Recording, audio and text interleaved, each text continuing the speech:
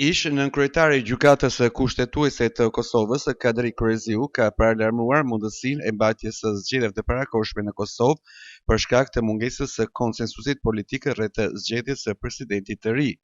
Sipas tij, procesi për zgjedhjen e kreut të shtetit ka hyrë në një fazë të paqartë dhe të tensionuar, ndërsa partitë politike nuk kanë arritur të nxjerrin një emër unifikues. Shkoni, këto janë disa procedura kushtetuese në të cilën çdo kandidat i cili është interesuar të bëhet president minimalisht duhet i merr 30 nënshkrime.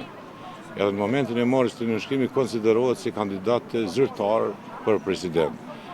Këto kërkesat se vullneti i njerëzve, domethënë për të bërë president janë politike edhe nuk janë kushtetuese.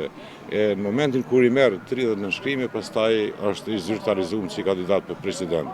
Është një proces në të cilën duhet kaloj lehtë, sipas mendimit tim, po duke pas parasysh polarizimet në Kosovë, atëherë unë mendoj se tendencat janë të shkuar në zgjedhje të jashtëzakonshme. Rolin kryesor, edhe juridik, edhe kushtetues dhe ligjor e ka vetëvendosja, krye me Albin Kurtin, i cili ka gjatë 7 deputet, dhe ata mund të vendosin të shkojmë në zgjedhje apo të mos shkojmë në zgjedhje.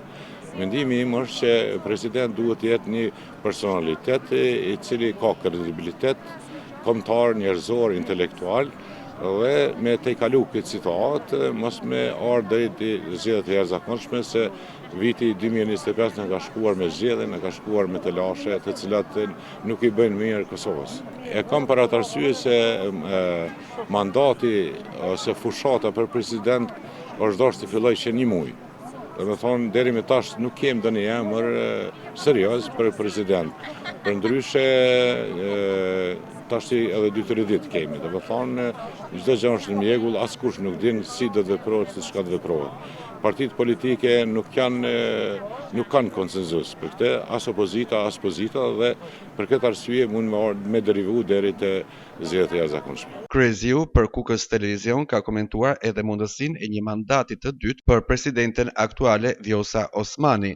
Sipas Kryeziut, ndonë se ajo i ka kryer relativisht mirë detyrat kushtetuese, nuk do të ishte e përshtatshme që të vazhdojë edhe me një mandat tjetër. Mendimi im është Vjosa është një presidente e cila i ka kryer relativisht mirë punët bazë të kushtetutës, por është e re dhe presidenti është një funksion i ngurtë.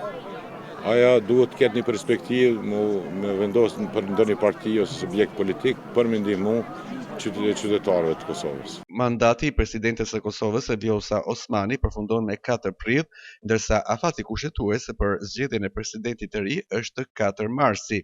Nëse Kuvendi i Kosovës nuk arrin të zgjedhë kreun e shtetit brenda këtij afati, Kosova detyrohet të shkojë në zgjedhje të reja parlamentare brenda 45 ditësh.